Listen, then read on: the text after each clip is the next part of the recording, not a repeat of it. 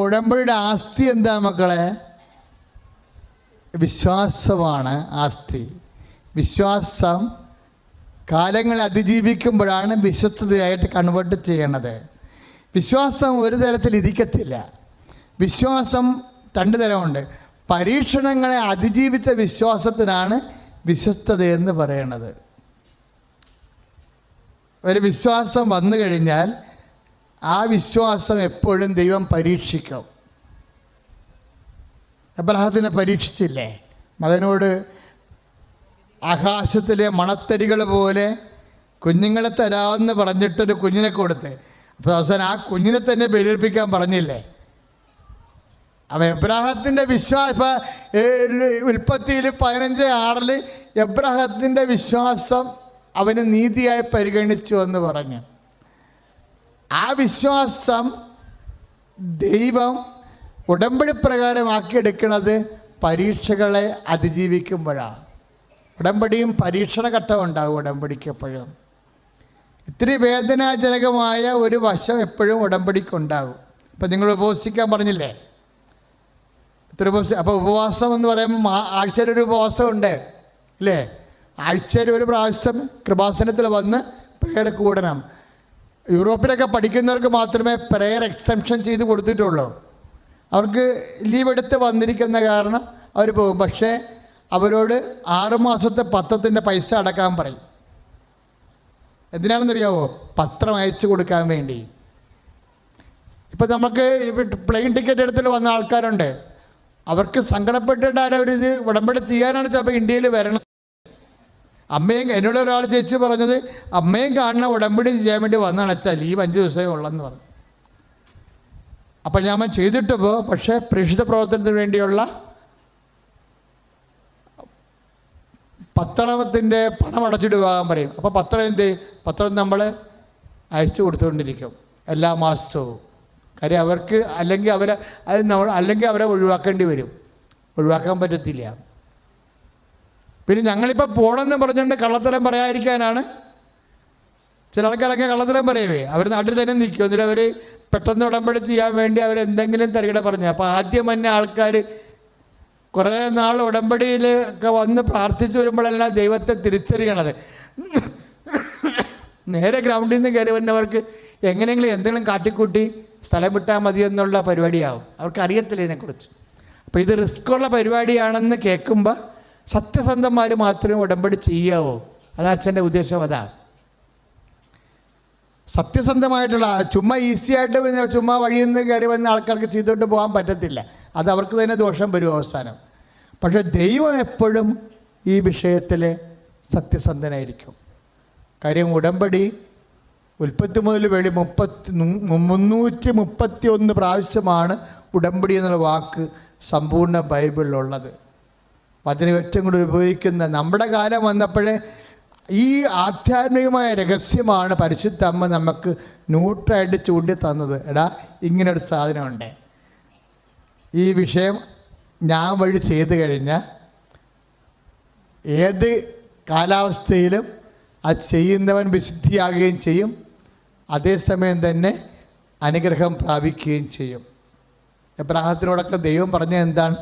ഉടമ്പടി വഴി ഒരു വിശുദ്ധ ജനം ഉണ്ടാക്കാൻ വേണ്ടിയാണ് ദൈവം ഉടമ്പടി ഉണ്ടാക്കിയത്. അല്ലാതെ നമ്മൾക്ക് പാലും പഞ്ചാരം തരാൻ വേണ്ടി ചെയ്തതല്ല. ജനത്തെ വിശുദ്ധീകരിച്ച് സ്വന്തം ദൈവത്തിൻ്റെ ജനം എന്ന് പറയുമ്പോൾ ആരായിരിക്കണം? ദൈവത്തിനെ പോലെ വിശുദ്ധിയുള്ളവരായിരിക്കണം. ആ വിശുദ്ധ ജനമാക്കാൻ വേണ്ടിയാണ് ദൈവം ഉടമ്പടി കൊണ്ടുപോകുന്നത്. അങ്ങനെയാണ് ഈ പ്രമാണമൊക്കെ വരണത്.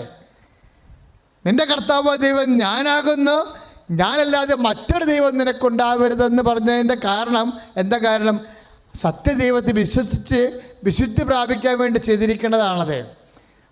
അപ്പോൾ ദൈവത്തിൻ്റെ പ്രമാണങ്ങളെ പാലിച്ചുകൊണ്ട് പോകും. അവിടെ ഓപ്ഷൻ ഇല്ല. പ്രമാണങ്ങളെല്ലാം നോക്കുമ്പോൾ എന്താ എൻ്റെ അർത്ഥം? 1-ാം പ്രമാണത്തിന് അന്തസത്ത എന്താണ്? No option please. ഇടയ്ക്ക് ഓപ്ഷൻ വെക്കരുതെന്ന് എൻ്റെ അർത്ഥം. അപ്പം നിങ്ങൾ ഓർക്കും അക്രൈസ്തവ സഹോദരങ്ങൾ എന്ത് ചെയ്യുമെന്ന്. അക്രൈസ്തവ സഹോദരനെ കുറിച്ച് ഉടമ്പടി പറഞ്ഞിട്ടുണ്ട്, ഹഗ്ഗായി പറഞ്ഞിട്ടുണ്ട്. അതായത് എൻ്റെ ജനമല്ലാത്തവർ എന്നെ ദൈവം ഒന്ന് വിളിക്കും, ഞാനവരെ എൻ്റെ ജനമെന്ന് വിളിക്കുമെന്ന്. ഉടമ്പടി പ്രകാരം അനുഗ്രഹം നിങ്ങൾക്ക് ലഭിക്കും. പക്ഷേ നിത്യരക്ഷ വേണമെന്നുണ്ടെങ്കിൽ അത് വേറെ വഴി നിങ്ങൾ അന്വേഷിക്കണം, കർത്താവിനെ കണ്ടെത്താൻ വേണ്ടി. ഉടമ്പടി പ്രകാരം നിങ്ങൾക്ക് നിങ്ങളുടെ ജോലി ലഭിക്കും, നിങ്ങൾക്ക് രോഗങ്ങൾ സുഖപ്പെടും, അതുപോലെ തന്നെ എല്ലാ കാര്യങ്ങളും ഭൗതികമായ എല്ലാ കാര്യങ്ങളും നടക്കും. പക്ഷേ നിത്യരക്ഷ, നിത്യം ജീവിക്കുക എന്നുള്ളത് യേശുക്രിസ്തുവിനെ മാത്രം ബാധിക്കുന്ന വിഷയമാണ്. ഏകരക്ഷകനായി കർത്താവിനെ സ്വീകരിക്കുന്നവനാണ്. ഈശോ പറഞ്ഞില്ലേ, എന്നിൽ വിശ്വസിക്കുന്നവൻ നിത്യം ജീവിക്കും. ഈശോ രക്ഷകനാണെന്ന് വിശ്വസിക്കണം. ഒന്നുമില്ലെങ്കിൽ വിശ്വാസപ്രകാരമെങ്കിലും ഈശോ ഏകരക്ഷകനാണെന്ന് വിശ്വസിക്കണം. അവർക്ക് നിത്യരക്ഷ ലഭിക്കും. ഞങ്ങൾ ക്രൈസ്തവരെ കൊണ്ട് ഉടമ്പടി ചെയ്യിക്കുന്നുണ്ട്. എന്താ കാര്യം? ഹഗായിയുടെ പ്രവചനമാണ്. ഉടമ്പടി പ്രകാരം അവർക്ക് ഭൗതിക അനുഗ്രഹങ്ങൾ ലഭിക്കും, രോഗസൗഖ്യം ലഭിക്കും, ജോലി ലഭിക്കും, വിവാഹം ഒത്തുവരും, മക്കളെ കിട്ടും, സ്ഥലം കിട്ടും, വീട് കിട്ടും, എല്ലാവരും കിട്ടും. പക്ഷേ ഒരു കാര്യമുണ്ട്, അവരാ വിശുദ്ധിയിൽ ജീവിക്കാൻ നോക്കണം. വിശുദ്ധിയിൽ ഉടമ്പടി തരുന്നൊരു വിശുദ്ധിയുണ്ട്. കുദാശകൾ സ്വീകരിക്കാൻ കഴിഞ്ഞില്ല എന്നുണ്ടെങ്കിലും മാതാപിതാക്കന്മാരെ ബഹുമാനിക്കാൻ നിങ്ങൾക്ക് കഴിയും, അല്ലേ? കുദാശകൾ സ്വീകരിക്കാൻ കഴിഞ്ഞില്ല എന്നുണ്ടെങ്കിലും അക്രൈസ്തവ സഹോദരങ്ങൾക്ക് സ്നേഹത്തോടെ, ക്ഷമയോടെ, ദയയോടെ, നന്മയോടെ, വിശ്വസ്തയോടെ ജനങ്ങളോട് പെരുമാറാൻ കഴിയും, ഇല്ലേ? അത് കഴിയുമ്പോൾ അങ്ങനെ ദൈവസ്നേഹത്തിലായിരിക്കും നിങ്ങൾ. ദൈവസ്നേഹത്തിലായിരിക്കുമ്പോൾ കർത്താവാണ് എൻ്റെ നിത്യരക്ഷയുടെ ആസ്തിയെന്ന് ഹൃദയത്തെ വിശ്വസിച്ച് കഴിഞ്ഞാൽ നീ ജ്ഞാനസ്നാനം സ്വീകരിച്ചില്ലെങ്കിലും നിനക്ക് ആത്മരക്ഷയ്ക്ക് വകയുണ്ട്. കൂദാശകൾ നമ്മൾ സ്വീകരിക്കണം. എന്തിനാ? അത് ഞാൻ വന്നിരിക്കുന്നത് ജീവനുണ്ടാകാനും അത് സമൃദ്ധമായി ഉണ്ടാകുവാണ്. ജീവൻ്റെ സമൃദ്ധിക്ക് വേണ്ടിയാണ് കത്തോലിക്കൻ കൂദാശകൾ സ്വീകരിക്കുന്നത്. ജീവൻ്റെ സമൃദ്ധി അല്ലെങ്കിലും നിലനിൽക്കാനുള്ള വരം യേശുക്രിസ്തു വിശ്വസിക്കുന്നതിലൂടെ എല്ലാവർക്കും ലഭിച്ചിരിക്കണം. കൈ അടിച്ച് കർത്താൻ ഹല്ലേലൂയ.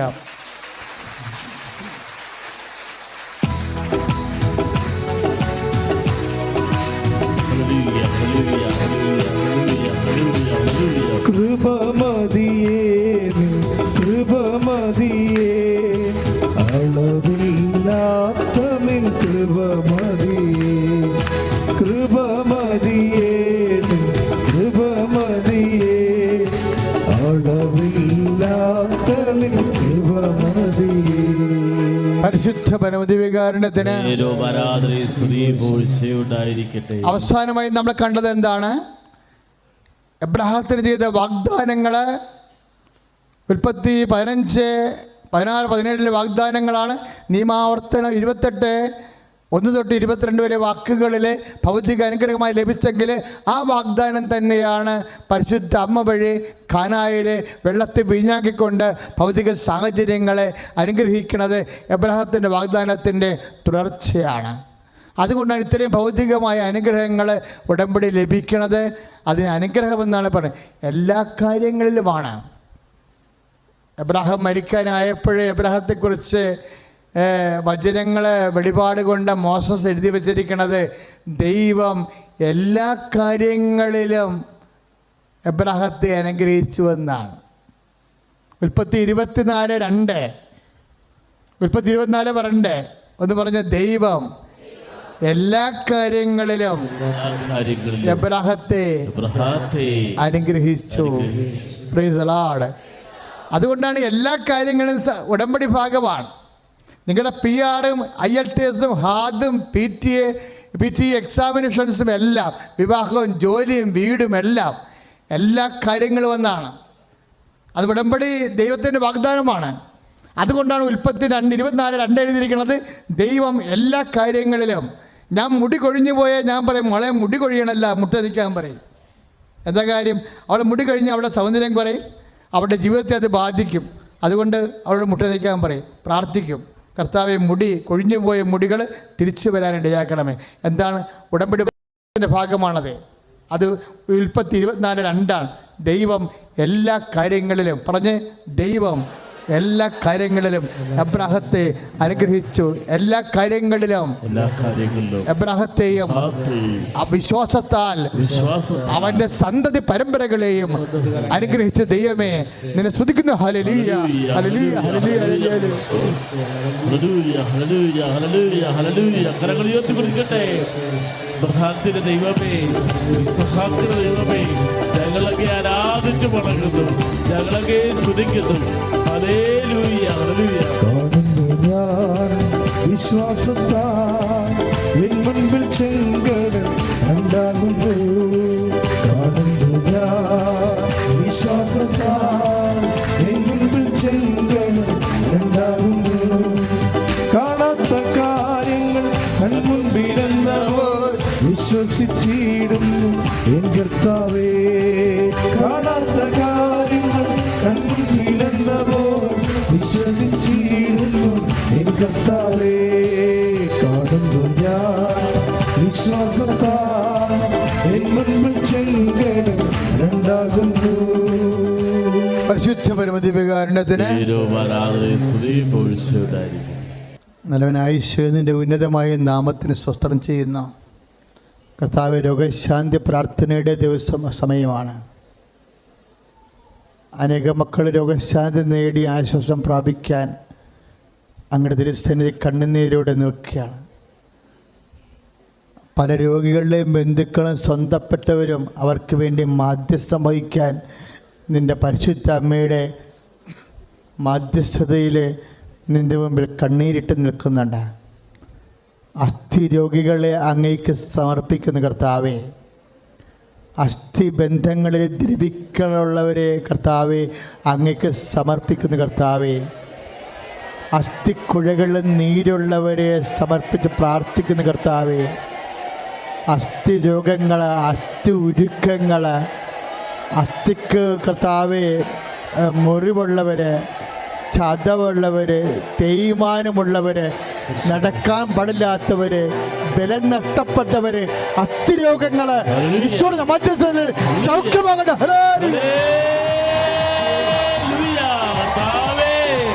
കാലങ്ങളായിട്ട് അസ്ഥിരോഗത്തിന് അടിയപ്പെട്ടവര്, കൈകാലുമെതിരെയുള്ളവര്, നടുവെതിരെയുള്ളവര്, അസ്ഥിരോഗങ്ങൾ വിഷമിക്കുന്നവര്, പ്രാഥമിക കാര്യങ്ങൾ പോലും ചെയ്യാൻ സങ്കടപ്പെടാൻ കഴിയുന്നവര്, ആശുപത്രി കഴിയുന്നവര്, വീടുകളിൽ കഴിയുന്നവര്, വാർദ്ധക്യത്തിൽ കഴിയുന്നവരെ ഇപ്പോൾ സ്പർശിക്കണമേ.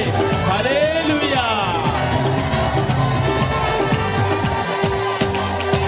രോഗമെല്ലാം മാറിടട്ടെ, കഷ്ടമെല്ലാം നീങ്ങിടട്ടെ. രോഗമെല്ലാം മാറിടട്ടെ, കഷ്ടമെല്ലാം നീങ്ങിടട്ടെ.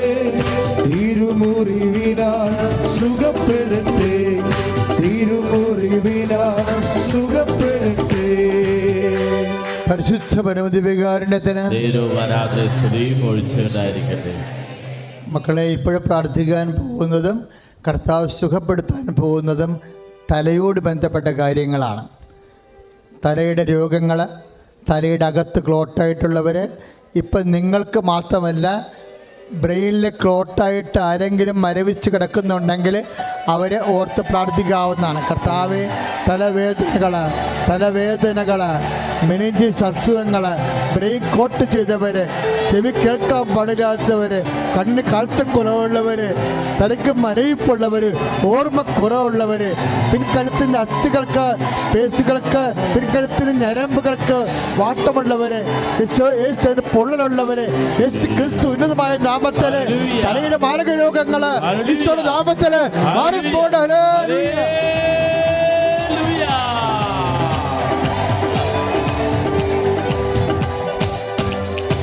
തിരുക്കരത്താൽ താങ്ങി എന്നെ, തിരുരക്തത്താൽ കഴുകണമേ. തിരുക്കരത്താൽ താങ്ങി എന്നെ, തിരുരക്തത്താൽ പെരുമഴ പോൽ പെയ്യട്ടെ, പെരുമഴ പോൽ പെയ്യട്ടെ. യേശുവിൻ രക്തം, യേശുവിൻ രക്തം, യേശുവിൻ തിരുരക്തം, യേശുവിൻ രക്തം, യേശുവിൻ രക്തം, യേശുവിൻ തിരുരക്തം. എൻ്റെ പേര് ബാബു ചമ്പകശ്ശേരി, ഇരിഞ്ഞാലക്കുട രൂപതയിൽ താണിശ്ശേരി ഡോളേഴ്സ് ചർച്ച് ഇടവക അംഗമാണ് ഞാൻ. എൻ്റെ വീട്ടിൽ അപ്പൻ, അമ്മ, ഞാൻ, എൻ്റെ 3 സഹോദരികൾ. അതിൽ മൂത്ത സഹോദരിയാണിത്. 2 സഹോദരികളെ വിവാഹം കഴിച്ചു കൊടുത്തിരിക്കുന്നു. ഞാൻ കല്യാണം കഴിച്ചു. ഭാര്യ 3 മക്കളുമായി ജീവിക്കുന്നു. മൂത്ത മകൻ കല്യാണം കഴിച്ചു. 3 വയസ്സായ ഒരു കൊച്ചുമകനുമുണ്ട്. എൻ്റെ സാക്ഷ്യം എന്താണെന്ന് വെച്ചാൽ, ഞാൻ 2019 33 വർഷമായിട്ട് ഞാൻ ഖത്തറിൽ കഴിയുകയായിരുന്നു. 2019 ജനുവരി 23 മൂത്ത മകൻ്റെ കല്യാണം കഴിഞ്ഞ് ഞാൻ ഖത്തറിൽ പോവുകയും അവിടെ നടത്തിപ്പോതിരുന്നൊരു ബിസിനസ് തർക്കത്തെ ചൊല്ലി തെറ്റായ ഇടപെടലുകളുടെ പേരിൽ സ്പോൺസർ കമ്പനി അടയ്ക്കുകയും എൻ്റെ പേരിൽ 6 മില്യൺ, അതായത് 13 കോടി രൂപയുടെ ഒരു കേസ്, മൊത്തം 8 കേസാണ് എൻ്റെ പേരിൽ കൊടുത്തിരുന്നത്. അതിൽ ഞാൻ അറിഞ്ഞുകൊണ്ടുണ്ടായൊരു കേസ് മാസ്ക് വയ്ക്കാത്ത കേസ് മാത്രമായിരുന്നു. അതിന് ഞാൻ 300 റിയാൽ പിഴടച്ച് അത് ഒഴിവാക്കുകയും ചെയ്തു. ബാക്കി 7 കേസ് ഞാൻ അറിയപ്പെടാതെ എൻ്റെ പേരിൽ കൊടുത്ത കേസായിരുന്നു. അതിൽ നിന്നും കേസ് വിധി വന്നത് നിരുപാധികമായി, അതിലെൻ്റെ മകനും ഉൾപ്പെട്ടിരുന്നു. ഞാൻ ചുരുക്കി പറയാണ്, നിരുപാധികമായി എന്നെ ആ കേസിൽ നിന്ന് എൻ്റെ മകനെയും കോടതി വിട്ടയച്ചു. ഇതിന് കാരണമായത് 2020 ഓഗസ്റ്റ് 20 കേസ് ഉൾപ്പെടുകയും 2021 ജൂലൈ 23 ഞാൻ ഓൺലൈൻ വഴി ഉടമ്പടി എടുക്കുകയും പ്രാർത്ഥിക്കുകയും ചെയ്തു. ഒരു ആത്മഹത്യയുടെ വക്കിൽ വരെ ഞാൻ എത്തിയിരുന്ന രാത്രി ഞാനൊരു സ്വപ്നം കാണുകയാണ്, ഒരു ദർശനം. അതായത് എൻ്റെ മുകളിൽ ഒരു വെള്ളക്കുതിരയുടെ പുറത്ത് വെള്ള ഷോളും ചുവപ്പ് നിറത്തിലുള്ള ഷോളും വെള്ള ഉടുപ്പുമിട്ട് കർത്താവ് ഇങ്ങനെ 3 വട്ടം കറങ്ങാണ്. അത് ഞെട്ടി ഉണർന്നിട്ട് ഞാൻ എൻ്റെ വീട്ടിലേക്ക് വിളിച്ചു പറഞ്ഞു ഭാര്യയോട്. അപ്പോൾ ഭാര്യ എന്നോട് പറഞ്ഞു, നിങ്ങൾക്കൊന്ന് കിടന്നുറങ്ങിക്കൂടെ മനുഷ്യ, നേരം ഇത്രയായില്ലേ. ഞാൻ അങ്ങനെ തന്നെ സുവിശേഷമെടുത്ത് ഞാൻ ദിവസം കൊച്ചുനാളിലെ മുതൽ കുർബാനയിൽ പങ്കുകൊള്ളുകയും കുർബാന സ്വീകരിക്കുകയും 2 ആഴ്ചകളിലും 3 ആഴ്ചകളിലും മാസങ്ങളിലൊക്കെ ഇടപെട്ട് സംസാരിക്കുകയും ഒക്കെ ചെയ്തു പോകുന്ന വ്യക്തിയുമാണ്. അന്ന് സുവിശേഷമെടുത്ത് എനിക്കൊരു വചനം കിട്ടി. ആ വചനം ഇപ്രകാരമായിരുന്നു: യെശയ്യാ 57 അധ്യായം 54 അധ്യായം 9 മുതലുള്ള തിരുവചനങ്ങൾ. ആരെങ്കിലും നിന്നെ എതിർക്കുന്നുണ്ടെങ്കിൽ അത് ഞാനായിരിക്കില്ല. നിന്നെ വിഷമിപ്പിക്കുന്നവർ നീയാലെ നശിച്ചു പോകും. തീക്കനലിലൂടെ ആയുധം നിർമ്മിക്കുന്ന ഇരുമ്പ് പണിക്കാരനെ സൃഷ്ടിച്ചത് ഞാനാണ്. നാശമുണ്ടാക്കുവാൻ കൊള്ളക്കാരെയും ഞാൻ സൃഷ്ടിച്ചിട്ടുണ്ട്. എന്നാൽ കർത്താവ് അരുളി ചെയ്യുന്നു, നിന്നെ അവർ നീ മൂലം നശിച്ചു പോകും. നിനക്കെതിരെ വിധി പറയുന്ന എല്ലാ നാവുകളെയും ഞാൻ ഖണ്ഡിക്കും എന്ന വചനമാണ് എനിക്ക് കിട്ടിയത്. ആ വചനത്തിൽ വിശ്വസിച്ചുകൊണ്ട് കേസിൻ്റെ ഹിയറിംഗ് നടന്നുകൊണ്ടിരിക്കുകയാണ്. 7 ഹിയറിംഗ് കഴിഞ്ഞു, 8 കഴിഞ്ഞു. 9ാമത്തെ ഹിയറിങ്ങിൻ്റെ 2 ആഴ്ച മുമ്പാണ് ഞാൻ ഈ സ്വപ്നം കാണുകയും അതിനുശേഷം 2 ആഴ്ചയ്ക്ക് ശേഷം ഈ ഹിയറിങ്ങിന് പോവുകയും ചെയ്യണേ. അന്ന് ആദ്യമായിട്ട് എനിക്കെതിരെ കേസ് കൊടുത്ത എൻ്റെ ഓണർ സ്പോൺസർ എന്നെ വിളിച്ചിട്ട് പറയാണ്, ഈ ഹിയറിംഗ് കഴിഞ്ഞിട്ട് നിന്നോടൊരു കാര്യം എനിക്ക് പറയാനുണ്ട്. ഞാൻ ശരി ഓക്കെ പറഞ്ഞു. എൻ്റെ മകനുണ്ട് കൂടെ. അതിനുശേഷം ഞാനൊന്ന് ബാത്റൂമിൽ പോയപ്പോൾ മകനോട് പറഞ്ഞു, നമുക്ക് കേസ് ഒത്തുതീർപ്പാക്കി ബിസിനസ് തുടർന്ന് കൊണ്ടുപോകാം. അപ്പോൾ അവിടെ വെച്ച് മകനത് സ്റ്റോപ്പ് ചെയ്തതിൻ്റെ പേരിൽ പിന്നെ ഹിയറിംഗ് കഴിഞ്ഞിട്ട് എന്നെ യാതൊന്നും ഉണ്ടായില്ല. അറബി അങ്ങനെ തന്നെ പിരിഞ്ഞു പോയി. 11ാമത്തെ ഹിയറിംഗ് വരെ ഈ കേസ് പോയി. 11ാമത്തെ ഹിയറിംഗിൽ ഞാൻ എക്സ്പെർട്ടിനെ വെച്ചു. അന്വേഷിച്ചോളം പറഞ്ഞ് റിക്വസ്റ്റ് ചെയ്തു. എക്സ്പെർട്ടിനെ വെച്ചു, റിപ്പോർട്ട് വെച്ചു. കേസ് തെളിവിലില്ലാതെ നിരുപാധികം തള്ളി പോവുകയാണ് ഉണ്ടായത്. ഈ കേസിൽ ഞാൻ 2019 ജനുവരി മുതൽ 2024 മാർച്ച് വരെ അവിടെ ഖത്തറിൽ കുടുങ്ങുകയും ആ കാലയളവിൽ ജോലിയില്ലാതെ എന്നെ സഹായിച്ചിട്ടുള്ള അവിടുത്തെ പള്ളിയിലെ വികാരിച്ചന്മാരായ മാത്യു അച്ഛനെയും നിർമ്മൽ അച്ഛനെയും ഇപ്പോൾ സേവനമനുഷ്ഠിക്കുന്ന ബിജു അച്ഛനെയും ജോയ്സ് അച്ഛനെയും ഞാൻ പ്രത്യേകം ഈ ആൾക്കാർ സമർപ്പിച്ച് നന്ദി പറയുകയാണ്. ഇതിനിടയിലുണ്ടായ ഒട്ടനവധി മാതാവിൻ്റെ അനുഗ്രഹം എനിക്കുണ്ടായി എന്ന് പറയുന്നത് ഇവിടെ കഴിഞ്ഞ മാർച്ചിൽ വന്നു. അതിനുശേഷം ഇവിടെ വന്ന് ഉടമ്പടി എടുത്തു. അതിൻ്റെ 3ാമത്തെ ദിവസം ഞാൻ വീട്ടിൽ കിടന്നുറങ്ങുമ്പോൾ എനിക്ക് വലിയൊരു ദർശനം ഉണ്ടായത്, ഉറക്കത്തിൽ കിടന്ന് മുല്ലപ്പൂവ് എൻ്റെ മൂക്കിലേക്ക് അടിച്ചു കയറാം. മുല്ലപ്പൂവിൻ്റെ മണം ആകെ റൂമിൽ. ഞാൻ അന്നേരം ഭാര്യയെ വിളിച്ചിട്ട് പറഞ്ഞിട്ട്, നീ ഇവിടെ മുല്ലപ്പൂ കൊണ്ടുവന്നിട്ടുണ്ടോ? അവിടെ നിങ്ങൾക്ക് എന്താ മനുഷ്യൻ, ഞാനൊന്നും കൊണ്ടുവന്നിട്ടില്ല. എനിക്ക് മുല്ലപ്പൂവിൻ്റെ ഭയങ്കര മണം മാതാവ് എന്നിൽ വന്നിട്ടുണ്ടായിരുന്നു. അപ്പോൾ തന്നെ അവിടെ വികാരി പള്ളി അച്ഛനെ വിളിച്ച് പറഞ്ഞു, ബാബയുടെ ദർശനം ഉണ്ടായിരിക്കണത്, ബാബയുടെ പ്രാർത്ഥിച്ചോ എന്ന് പറഞ്ഞു. എൻ്റെ പേര് എൽസിയാണ്. ഞാൻ ബാബുവിൻ്റെ മൂത്ത സഹോദരിയാണ്.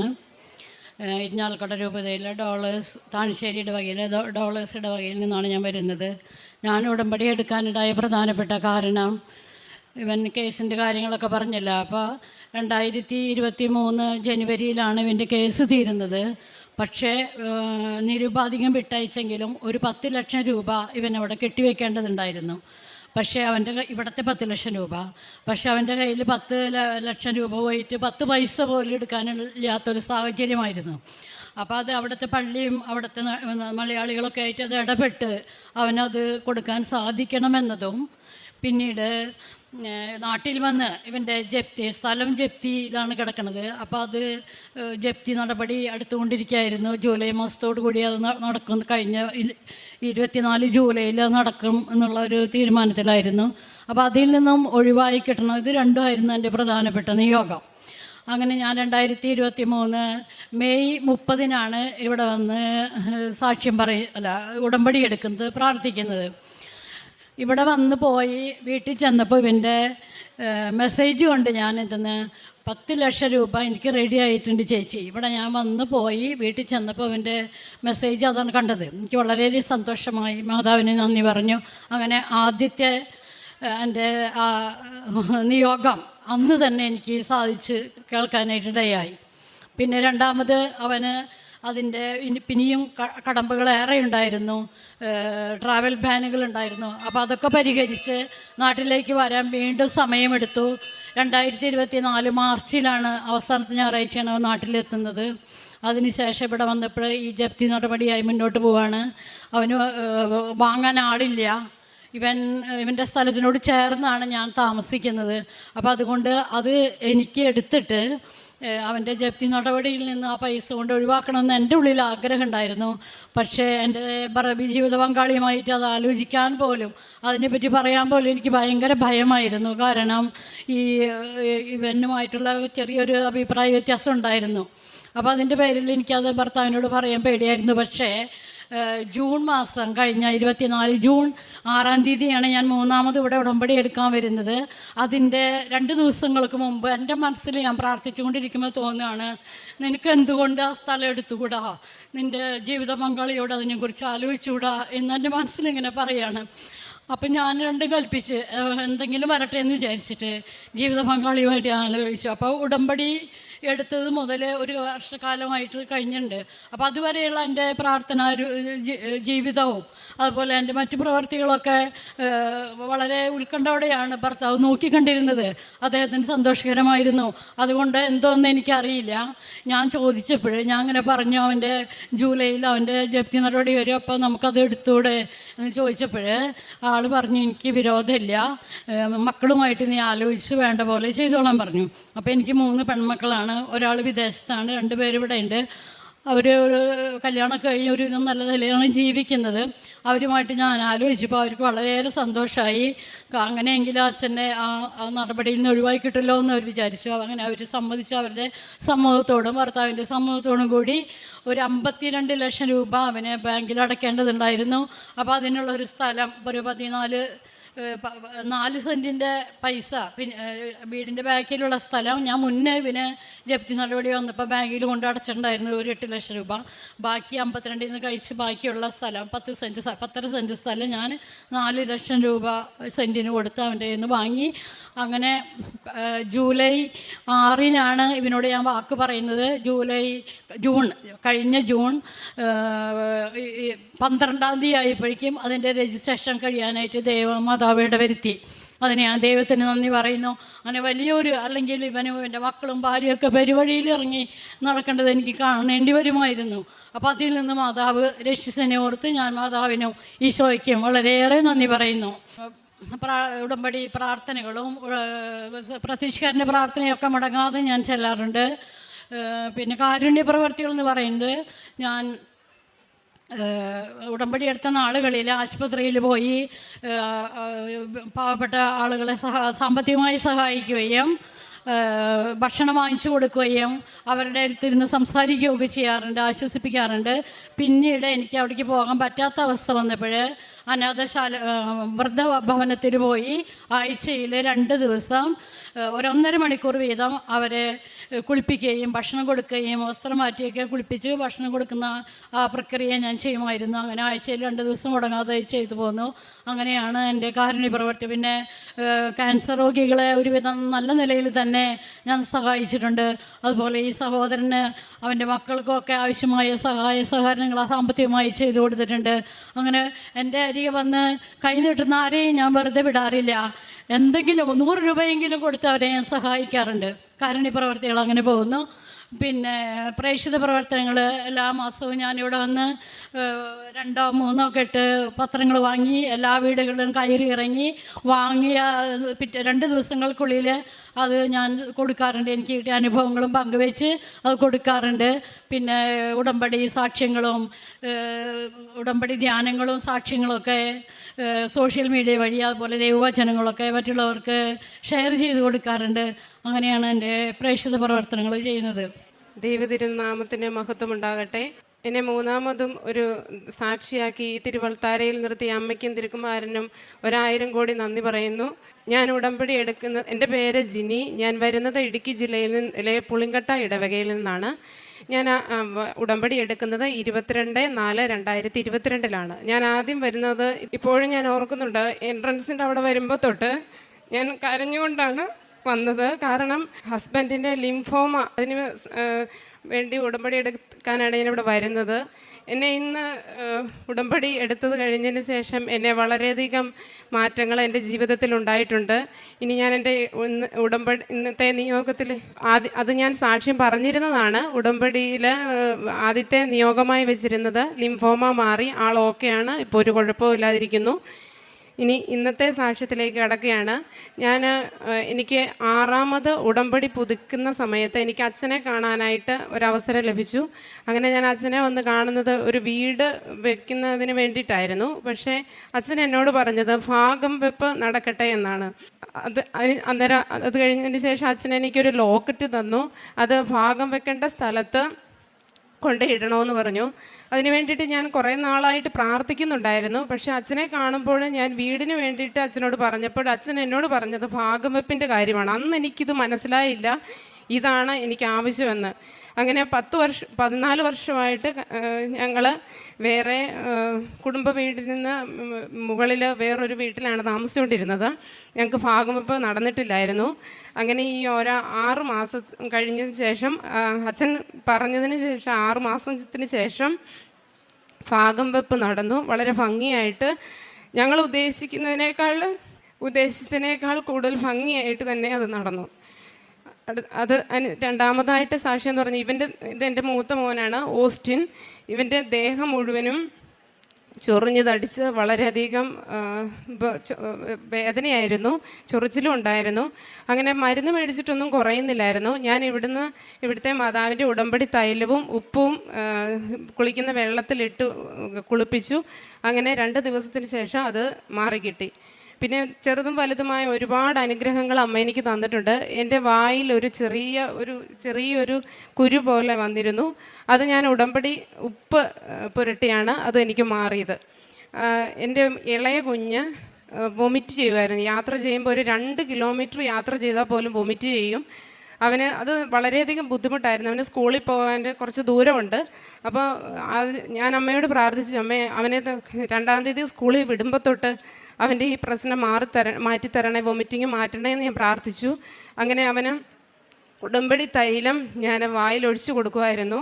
അവൻ സ്കൂളിൽ പോയി ഇന്ന് വരെ പിന്നെ ഛർദ്ദിച്ചിട്ടില്ല. എൻ്റെ ഉടമ്പടിയിൽ വന്ന മാറ്റങ്ങളെന്ന് പറഞ്ഞാൽ എന്നെ ഇപ്പം നയിച്ചുകൊണ്ടിരിക്കുന്നത് ഈ ഉടമ്പടിയാണ്. വളരെയധികം സന്തോഷത്തോടു കൂടി തന്നെ മുന്നോട്ട് പോകുന്നു. അതുപോലെ ഞാൻ ഉടമ്പടി എടുത്തതിന് ശേഷം ഞാൻ എൻ്റെ നിയോഗങ്ങൾക്ക് പ്രാധാന്യം കൊടുക്കാതെ മറ്റുള്ളവർക്ക് വേണ്ടി പ്രാർത്ഥിക്കാൻ തുടങ്ങിയപ്പോൾ എൻ്റെ നിയോഗങ്ങൾ ഞാൻ അറിയാതെ തന്നെ അമ്മ അനുഗ്രഹങ്ങൾ എനിക്ക് വളരെയധികം തരുന്നുണ്ട്. ഞാൻ എൻ്റെ പ്രേക്ഷിത പ്രവർത്തനങ്ങൾ എന്ന് പറഞ്ഞാൽ അനാഥാലയത്തിൽ പൊതി കെട്ടിക്കൊടുക്കും. പിന്നെ ചൊവ്വാഴ്ചത്തെ ധ്യാനം, അച്ഛൻ്റെ ഉടമ്പടി ധ്യാനം ലൈവായിട്ട് തന്നെ എനിക്ക് എല്ലാ ദിവസവും എല്ലാ ചൊവ്വാഴ്ചകളിലും ധ്യാനം ലൈവായി തന്നെ ഞാൻ കൂടും. ചൊവ്വാഴ്ചകളിലായിരിക്കും മിക്കവാറും എന്തെങ്കിലും അനുഗ്രഹങ്ങൾ എനിക്ക് ലഭിക്കുന്നതും ചൊവ്വാഴ്ച ദിവസങ്ങളിലായിരിക്കും. അതുപോലെ തന്നെ ഫുഡ് പാഴ്സൽ കൊടുക്കുന്നു. പിന്നെ രോഗികളെ പോയി കാണും. അത് അവരുടെ അടുത്ത് പോയി ഉടമ്പടി തൈലം പുരട്ടി പ്രാർത്ഥിക്കുക അവർക്ക് വേണ്ടിയിട്ട്. ഞാൻ ഈ ചൊവ്വാഴ്ച ഈ ധ്യാനത്തിൻ്റെ സമയത്ത് 6 നിയോഗങ്ങൾ വെച്ച് അതിൽ മിക്കവാറും മറ്റുള്ളവരുടെ നിയോഗങ്ങളാണ് ഞാൻ കൂടുതൽ ഇപ്പോൾ വയ്ക്കുക. അത് ഉടമ്പടിയിലോട്ട് ഇപ്പം കൂടുതലായിട്ട് അടുക്കും തോറും എൻ്റെ നിയോഗങ്ങളെ ഞാൻ മറന്നുപോകും, മറ്റുള്ളവർക്ക് വേണ്ടി പ്രാർത്ഥിക്കും. അപ്പോൾ എൻ്റെ നിയോഗങ്ങൾ ഞാൻ അറിയാതെ തന്നെ എല്ലാം സാധിച്ചു തരുന്നുണ്ട് അമ്മ. ഇത്രയും അനുഗ്രഹങ്ങൾ ചൊരിഞ്ഞ അമ്മയ്ക്കും തിരുക്കുമാരനും 1000 നന്ദി പറയുന്നു. എൻ്റെ പ്രേക്ഷിത പ്രവർത്തനത്തിൽ വചനവായന ഞാൻ 20 മിനിറ്റ് കൃത്യം വായിക്കാറുണ്ട്. പിന്നെ പ്രാർത്ഥന എന്ന് പറഞ്ഞാൽ അരമണിക്കൂർ, മിക്കവാറും 1 മണിക്കൂർ വരെയും പ്രാർത്ഥിക്കാറുണ്ട്. എൻ്റെ മിക്കപ്പോഴും ജോലി ചെയ്യുമ്പോഴും എല്ലാം കൊന്ത ചെല്ലാറുണ്ട്. അതുപോലെ തന്നെ സാക്ഷ്യങ്ങൾ ഞാൻ ഷെയർ ചെയ്യാറുണ്ട്, അത് സ്റ്റാറ്റസ് ഇടാറുണ്ട്. എല്ലാത്തിനും അമ്മ മാതാവിനും ഈശോയ്ക്കും നന്ദി പറയുന്നു.